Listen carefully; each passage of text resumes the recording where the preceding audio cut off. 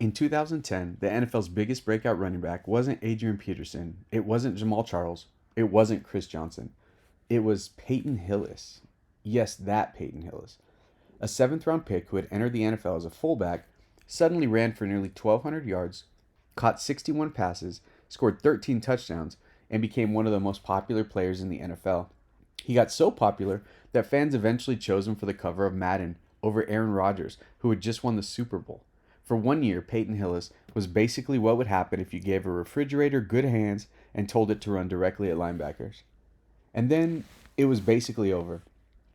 He never rushed for 600 yards in another season. So today, we're looking back at one of the strangest breakout seasons in NFL history. Peyton Hillis, 2010. Seriously, where did that come from? I'm Jake, and this is Jake Adams Sports. Most of the time around here, we take two great athletes, put their careers against each other, and let the evidence decide who is better. But sports occasionally gives us something even more interesting, an outlier. One season that looks like somebody accidentally pasted another player's statistics onto the back of your football card. This is what this series is about. The player who, for 1 year, suddenly became something nobody expected. And if we're going to start somewhere, Peyton Hillis feels almost scientifically engineered for this, because absolutely nothing about his career before 2010 suggested that America was approximately 12 months away from putting this man on the cover of Madden. Let's start at Arkansas. Peyton Hillis was part of one of the most absurd college backfields you'll ever see. Darren McFadden, Felix Jones, and Peyton Hillis. McFadden became the fourth overall pick in the NFL draft. Jones went 22nd. Hillis, 227th, seventh round, which is less future NFL superstar and more, we still have another pick. But Hillis was useful, extremely useful. At Arkansas, he only carried the ball 203 times, but he caught 118 passes. He lined up at fullback, tailback, H-back, tight end, and receiver. Arkansas essentially looked at him and said, "We don't know what position you play either, just get out there." Denver drafted him in 2008 and actually got some interesting production immediately. As a rookie, 68 carries, 343 yards, 5 rushing touchdowns. That's 5 yards a carry. Maybe there was something here. Then in 2009, 13 carries for 54 yards. That's not a season. That's a busy fourth quarter. Through 2 NFL seasons, Hillis had 397 rushing yards, and Denver apparently wasn't interested in finding out whether there was another 1,177 hiding somewhere. So in March 2010, they traded him to Cleveland. The Browns sent quarterback Brady Quinn to Denver and received Hillis plus 2 late-round draft picks. At the time, Hillis wasn't really the headline. He was the football equivalent of the extra cables that come in the box. Maybe they'll be useful. Maybe they'll live in a drawer for 8 years. Nobody knew. Then Cleveland handed him the ball, and this is where things get weird.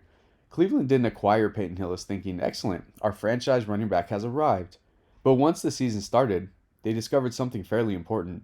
Peyton Hillis was really difficult to tackle.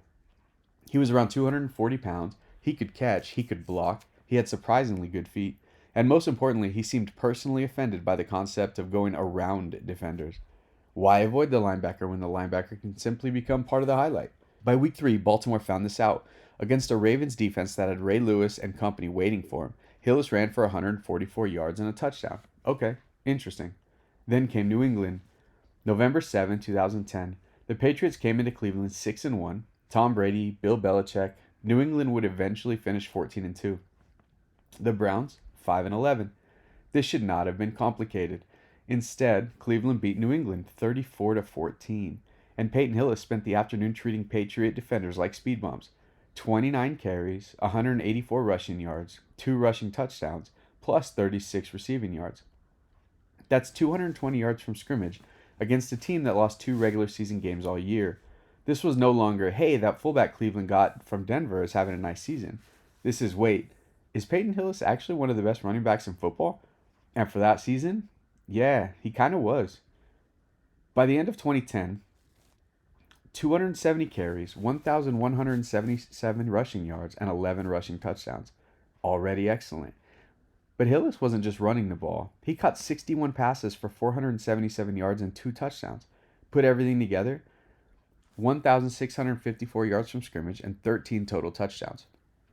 For context, Hillis entered the season with 397 career rushing yards.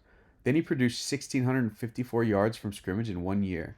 Apparently, Cleveland didn't trade for Peyton Hillis. They unlocked a hidden character. And stylistically, he was perfect for the city. There was nothing particularly delicate about watching Peyton Hillis run. He wasn't Barry Sanders. There weren't 7 cuts followed by defenders grabbing air. The Peyton Hillis experience was more, I see the hole, I see the linebacker standing in the hole. This sounds like the linebacker's problem. It was violent, it was simple, and it worked. Then things got really weird. Having one breakout NFL season is one thing. What happened next is what turns Peyton Hillis into a time capsule. EA Sports decided the cover athlete for Madden NFL 12 would be determined by a fan vote. 32 players, tournament bracket. Peyton Hillis entered as a 10 seed. His road included Ray Rice, Matt Ryan, Jamal Charles, and then Aaron Rodgers. Rodgers and the Packers had just won the Super Bowl, and Rodgers had been named Super Bowl MVP. Peyton Hillis beat him. At this point, even Peyton Hillis had to be wondering what exactly was happening. Then came the final, Peyton Hillis versus Michael Vick. More than 12 million votes had been cast through the tournament, and Hillis won the final with 66% of the votes. So let's recap. In 2009, 54 rushing yards. A little over a year later, Madden cover athlete. There are career trajectories, and then there's Peyton Hillis apparently getting launched out of a cannon. So naturally, he became a superstar. No, he did not, because this is where did that come from? Hillis entered 2011 at 25 years old. He was coming off of 1,654 scrimmage yards. He was nationally famous. He was on Madden. Cleveland had found its running back. What could possibly go wrong? Well, pretty much the entire premise of the Madden curse, apparently. The following season became messy quickly. Hillis dealt with hamstring problems and illness. There was also a contract dispute hanging over everything. He played only 10 games. And watch what happens. 2010, 1,177 rushing yards for 11 touchdowns and 4.4 yards per carry. 2011, 587 yards, 3 touchdowns, and 3.6 yards a carry. That's not regression. That's the trap door opening. Cleveland let him leave. He signed with Kansas City. Maybe he just needed a fresh start. 2012, 309 rushing yards. Okay, maybe another fresh start. New York Giants. 2013, 247 yards. 2014, 115, and that's it. NFL career over. Peyton Hillis' rushing totals after 2010 look like somebody slowly turning down the volume. Good night, everybody. Was it the Madden curse? Obviously, we have to talk about it, because Peyton Hillis might be the most aesthetically perfect Madden curse candidate ever created. Breakout star, Madden cover, immediately afterward, injuries, contract drama, declining production, and eventual obscurity. If you were trying to convince someone that the Madden curse was real, you would not start with a complicated spreadsheet. You would just hold up a picture of Peyton Hillis. But there are boring adult explanations. Running back is brutal. Hillis' style was particularly physical. His 2011 season was interrupted by injuries and illness. His efficiency dropped. And the magical combination of health, opportunity, and performance that existed in Cleveland in 2010 simply never came together again. The Madden curse probably didn't destroy Peyton Hillis. Football did a perfectly good job of that on its own. How much of an outlier was 2010? This is the part I love. Peyton Hillis finished his career with 2,832 rushing yards. 1,177 came in 2010. That's about 42% of his entire career rushing production in one season. He scored 23 rushing touchdowns. 11 came that year. He had 134 career catches. 61 came in 2010. And here's an even better way to look at it. After his 2010 breakout, Hillis played 4 more NFL seasons. Those 4 seasons combined for 1,258 rushing yards. 2010 alone was 1,177. His entire post-breakout rushing career beat his magical season by only 81 yards. So where did it come from? This is where Hillis becomes even more interesting than simply calling him a one-hit wonder, because 2010 wasn't fake. Watch the games. The guy could play. He could run. He could catch. He was powerful. He was versatile. And Cleveland gave him the perfect opportunity at exactly the right point in his career. We assume careers are supposed to make sense. Great players are great. Average players are average. Everything fits neatly into the resume. But that's not how sports actually work. Sometimes a good player gets the right coach, the right role, the right health, the right teammates, the right confidence, and suddenly for 16 games he becomes something completely different. Peyton Hillis didn't spend a decade proving that 2010 was who he really was. He spent 1 season proving that under exactly the right circumstances.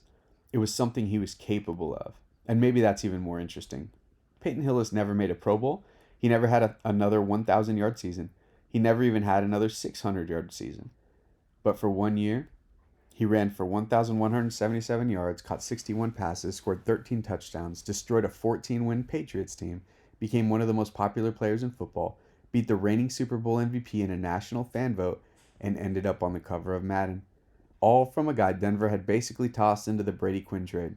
Sports are weird, and thank God for that, because otherwise we wouldn't get stories like Peyton Hillis. So tell me in the comments, who's the next athlete that made you ask, where did that come from? I'm Jake. This is Jake Adams Sports. Thanks for watching.